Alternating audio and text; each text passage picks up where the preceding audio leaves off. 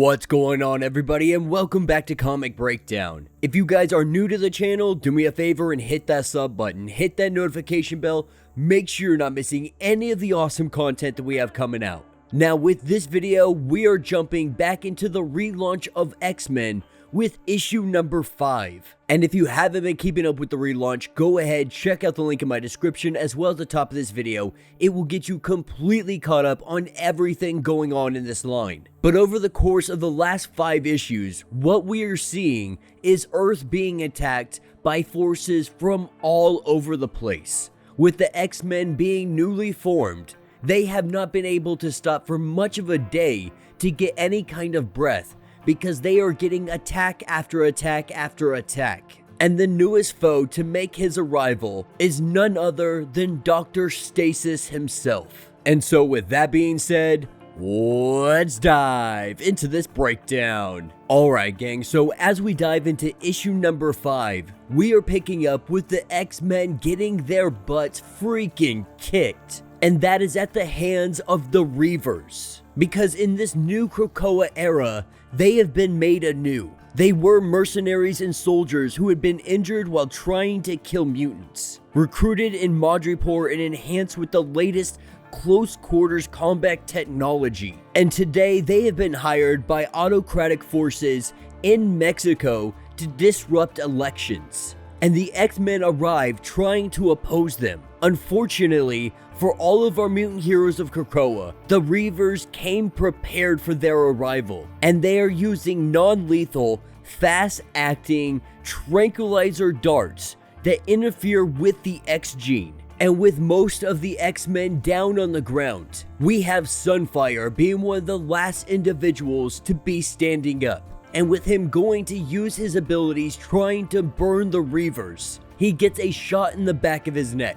And this shot puts him down on the ground. And off in the distance, we see Polaris waking up from her tranquilizer dart. Not knowing what happened, looking around, seeing Jean Grey down on the ground. She is ready to get serious. She's ready to bring this fight to the Reavers. And using her abilities, she picks up Wolverine and starts using her like a puppet. And so with Polaris about to make her attack, that's when we jump back to the Hellfire Gala. And during the gala, we see them picking the X-Men team. Telepathically, everyone is putting in their vote. And with Polaris going to cast her vote, the vote that she puts in, it's 3 simple words, which is just not me. Now, Jean Grey, when she senses this thought coming over, she feels that there's something a little off about it. And so she changes it up. And she changes it to just pick me. And before Polaris can even think about what just happened, the verdict is in and she is part of the X-Men. Completely caught off guard, not expecting this, really not even wanting the job to begin with. But ever since she has started doing this, she has been working non-stop across the globe, trying to help humanity in any way that they can.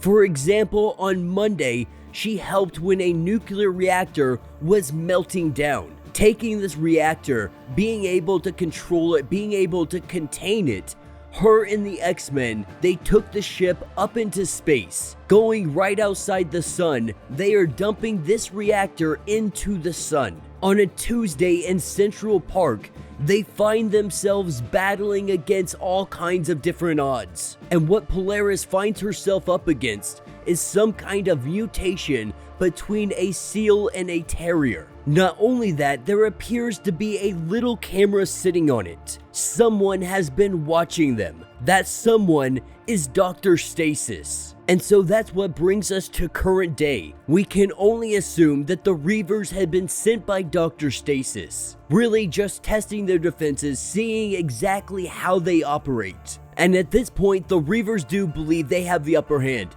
They believe they have bagged the entire X-Men team. But off in the distance, this is where we see Polaris and Wolverine come rising up. And Polaris, she wants some answers. Threatening to use Wolverine to slice and dice them, she is going to get any information they have on who hired them, who put them in their tracks, because it is very obvious that the Reavers are here for the X-Men. And though they try to argue, they try to fight back, Polaris sends in Wolverine, and she starts slicing and dicing, using her like a puppet, being a puppet master. She is making quick work of these guys. And with one of the Reavers attempting to blind her out, that does not work, because what she can see is the electromagnetic spectrum. She can see all of the iron inside of their bodies, to include the metal fillings in their mouths. And with that, she pulls all of the fillings out of their mouths. At the same time, we have Wolverine coming back to consciousness, trying to figure out what's going on, but realizing that she is laying down some hate on the Reavers, and so she just keeps doing that. And so with them taking down this team, Wolverine starts to look around, and they realize that they were prepared. They had a feeling that the X-Men were gonna show up. And while everybody starts to gain consciousness, we see a conversation between Polaris and Jean Grey. Now, Polaris, she really wants to know why her vote had been manipulated back at the Hellfire Gala. Not believing she really belongs on the X-Men team, not really sure where she fits into any of this in mutant kind. But the truth of the matter is Jean Grey never lied. Though it is true she said telepathically that she didn't want to do this. Her very first thought, her first instinct was just pick me. And so Jean Grey went with her first impulse, the one where she didn't talk herself out of being one of the X-Men. And though it is a little weird right now and it's gonna definitely take some getting used to, she did a great job today, and she's going to make a huge invaluable asset to this team. Now that's what's going to take us to a little bit later. Picking up, the X-Men are currently feeding all of the less fortunate, all of the hungry that are in New York City. This is really one of their new traditions that they have created. It's just another way for them to win over the hearts and minds of humanity, trying to show that mutant kind is not their enemy, and in fact that they can work together. And among all of the guests, we have Ben from the Daily Bugle. Now Ben, for quite some time, he has been investigating a wide variety of things when it comes to mutant kind.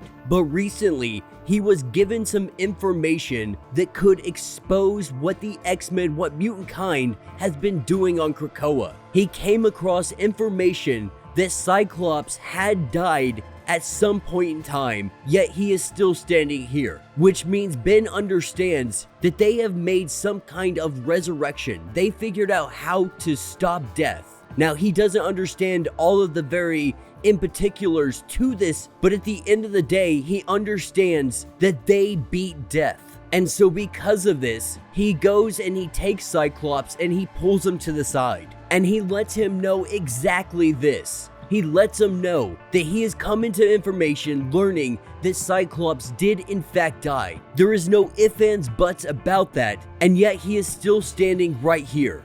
And he knows that it's not just him.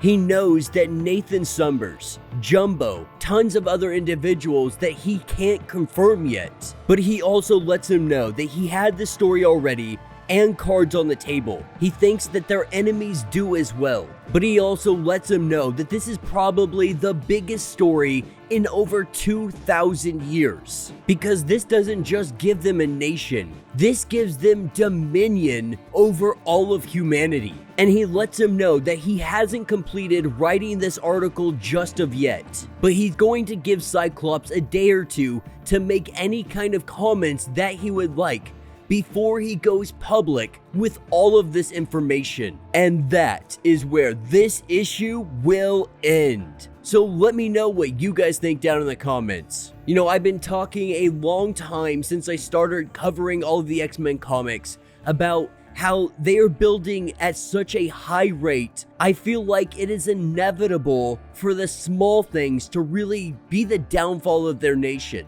Now, I'm not saying the public knowledge of them being able to resurrect people or bring people back from the death is necessarily going to be one of those things. But this is also going to make many governments question their partnership with mutant kind. If they have been hiding something like this the entire time, what else could they be hiding? Not only that, everyone is going to want a piece of it. And because of that, we could very well see an all-out war with humanity against Krakoa. Because while mutant kind may be a scary thing, something that they really have come to terms with over time, what's even more terrifying is that all of those mutants, they can be resurrected at any second. You have an endless army at your disposal. You have absolutely no fear of death. You have created an entire nation of immortals. And so if the humans were ever scared before, this is only going to make those tensions